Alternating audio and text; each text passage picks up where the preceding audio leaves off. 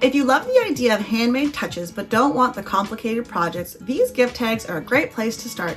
Today, we're going to be making 10 simple gift tags using scrap paper and random odds and ends that you might already have lying around the house. They're quick, they're simple, and they make gift giving more thoughtful without adding more stress to your crafting time. So let's jump in. The first thing we need to do is we need to pull out our stash of scrap paper and find some colors that we like. I've pulled out some random pieces that have designs on them as well as cardstock that's white or just a solid color. Once I have the stash of paper that I like, I'm going to start trimming these up. I want them to be about 1 to 1.5 inches wide and about 2.5, 3 inches long. There's no exact size that you need them to be, but you want them to look like a regular gift tag, so you need them to be more rectangular in shape. Once I've trimmed them into rectangles, I'm going to cut off the top 2 corners. This makes it look like a gift tag. If you don't like this shape, you can leave them as rectangles, or you can trim the edges into circles, or even make a fancy cut, whichever one you'd like. I'm just going to leave them with the corners cut off to make it look like a standard gift tag. I did all my cutting using a paper cutter so that it helps me with straight edges. If you prefer to use scissors, that's not a problem, but I'm just not good at cutting straight lines with my scissors, and I'm not sure why. Once all of my tags have been cut out, the last thing I need to do with them is add a hole into the top. I'm using a 3-hole punch because that's all I have, but if you have a regular single hole punch or a fancy hole punch, you can use those instead. Now that I have all the paper cut out, it's time to figure out what I'm going to do with all these tags. The first thing I'm going to do is grab 2 pieces of cardstock, a white sheet and a yellow sheet. I kind of like the way that these look together.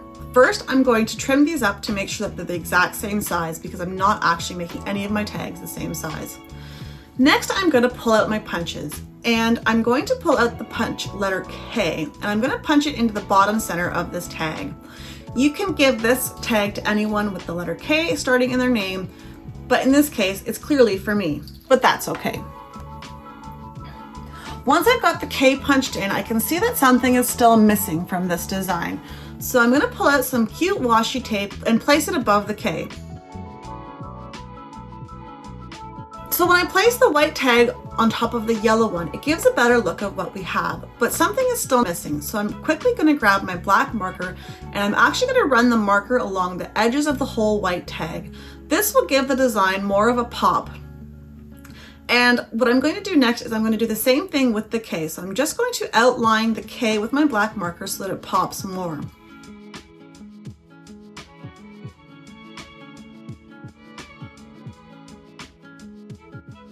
I like the way that this looks. So I'm quickly going to glue just the top portion of the white tag onto the yellow tag so that they're stuck together permanently. You don't need to do this. You can leave them loose if you'd prefer.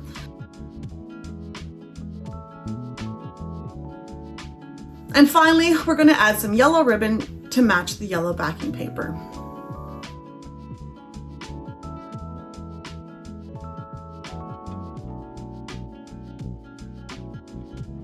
For my next tags, I'm going to use some pre-made sentiments and designs. I simply went into Canva and pulled off some pre-designed sentiments and images that I could print off and use for my tags. Then I'm going to fussy cut some of these out, like the raccoon, or I'm going to use my paper cutter to cut straight lines around the bigger ones that I want to have straight edges. If you want to learn how to use Canva to make custom sentiments like I've done for this project, you can watch this video that I've linked here. Now, I like to make these in bulk so that I have a whole bunch of these available for later on, so I quickly cut them all out and save them for different projects. I'm not going to use them all today, but I will use a few. It's always nice to have extra sentiments floating around when you need them. For this tag, we're going to make a birthday tag, simply because we have lots of birthdays here and I always use them. I really like this yellow sparkly tag paper that I have, and I'm going to put the happy birthday sentiment on it. What I like to do before I actually glue anything into place is to place the designs down onto the tag to see how it fits. And this one needs a bit of a trim, so I'm going to do that quickly with my paper cutter. I want this tag to look a bit 3D, so I'm going to quickly use glue on the back of the sentiment to keep it flat on the card, but the image that I'm using double-sided foam tape. So this little birthday dinosaur is going to pop and make it look really cute. I find that using double-sided foam tape on these kinds of things really does wonders for final crafts. And then finally, we just need to add some matching ribbon on top. For this next tag, we're going to make an I'm thinking of you tag. I really like the cursive writing on this tag, but I want to add a little bit more character to it. I'm going to grab a black pen that matches the text on this sentiment, but if your sentiment's in a different color, you can use a matching color instead. All I'm going to do is make little lines around the whole sentiment, making it look like it's been stitched onto the paper or the tag. This is a quick addition that I like to do to designs to give it a little bit more character. Once you've gone all the way around the sentiment, I'm going to quickly add double-sided foam tape onto the back and place it onto the pre-cut tag that I have. I'm going to angle this to the side just so that it looks a little bit fancier.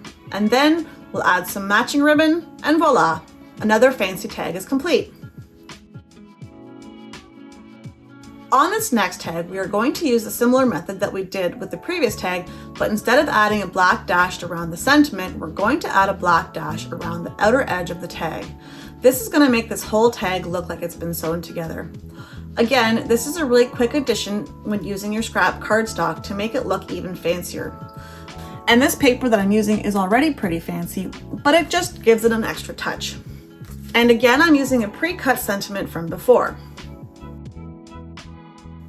This sentiment's going to be put on with double-sided foam tape to elevate the tag and make it look even more pretty. Adding some matching ribbon, and again, we have another complete tag.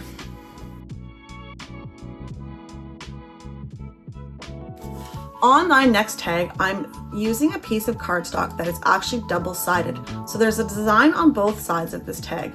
I like this type of paper for tags so that both sides have a design on them and there's no need to do anything on the back side. I found a glitter star in my stockpile of scrap, and so I'm going to place this on top of the tag. But it just doesn't look complete enough for me, so I'm going to grab some of my gems and place them down on the tag and give it a bit more pizzazz.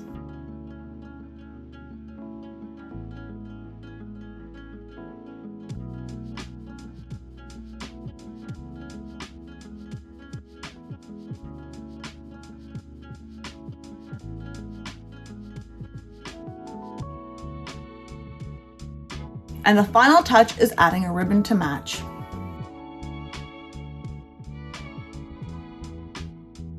Moving on to our next tag, I'm pulling out this yellow paper again. I really like how bright and colorful this yellow is, and we're gonna use this again to make another birthday tag. I like to keep all my scrap paper that has fancy designs on it just so that I can use it for random projects, and this is great. I found these cute little rectangles that we're going to use, but before I put anything down on this tag, I need to make sure everything fits properly. Once I'm happy with the placement, I'm going to add double-sided foam tape to the back and place the piece of design scrap paper and the little birthday raccoon on top.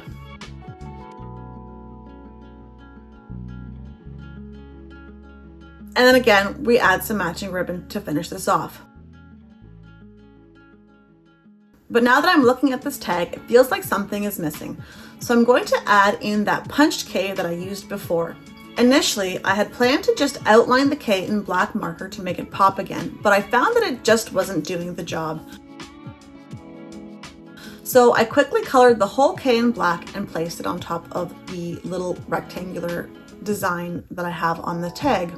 And simply adding some glue and adding it onto my tag with tweezers, another tag is complete.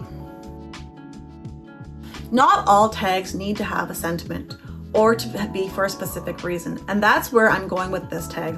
I have these cute little flowers left over from a bouquet that I made a while ago, and I've never known what to do with them. But I think they will look amazing as a gift tag.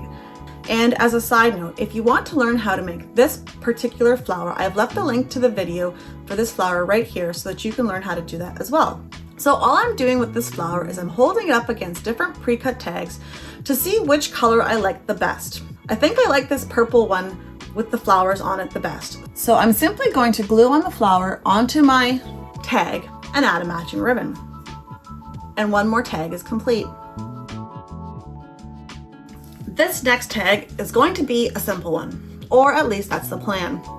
I'm going to grab a white tag that I have, and I'm going to add some floral washi tape onto it. I'm using the lines of my cutting mat to keep this straight, As the tag is white on both sides, I don't want this to be super plain. I'm going to add washi tape on both sides. I always go way overboard when I'm using washi tape, so I need my scissors to trim off the excess. Now I could leave the tag the way that it is, but it's just not doing it for me. So I have these really cute purple gems and I'm going to stick a bunch of them on to add some sparkle. And as usual, a little bit of matching ribbon and voila, it's done.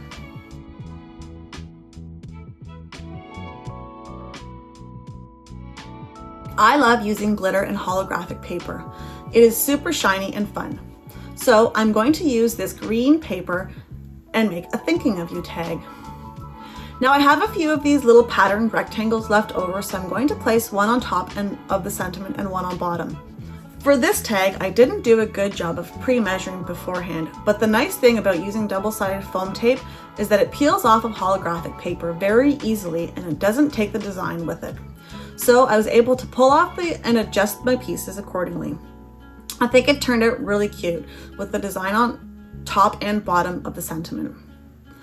I wish I had a darker green ribbon to match better, but the bright green does the trick. And that tag is finished. And for the final tag, I wanted to do something a little bit silly. I'm going to be using this little thanks cat that I cut out earlier, but I wanted to do something different. When I was cutting out all of my tags earlier, I actually cut out a piece of acetate in the shape of a tag as well.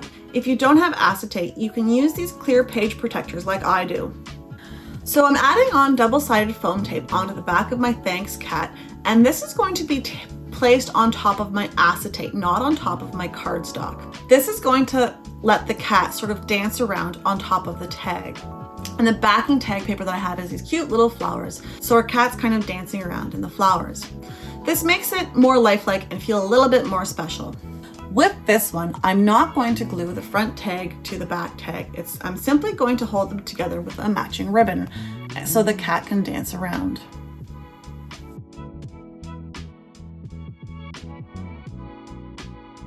I love crafts like this. Quick, simple, and made from things that you already have. It just proves that you don't need fancy supplies to make everyday things feel more special.